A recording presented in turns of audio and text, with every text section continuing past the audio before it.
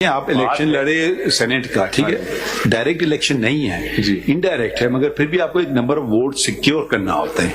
अगर आपको एक वोट भी ना पड़े तो आप सेनेटर तो नहीं बन सकते थे। वैसे to be honest I was elected unopposed, so I actually क्या मतलब मिनिस्टर के लिए मुझे नहीं, वो आपके इतने वोट होते हैं ना सेनेटर के लिए। Sir on the technocrat seats there were 2 seats. अच्छा, टेक्नोक्रेट का अलग दो ही है। लोग थे, मैं और एक तारड़ साहब।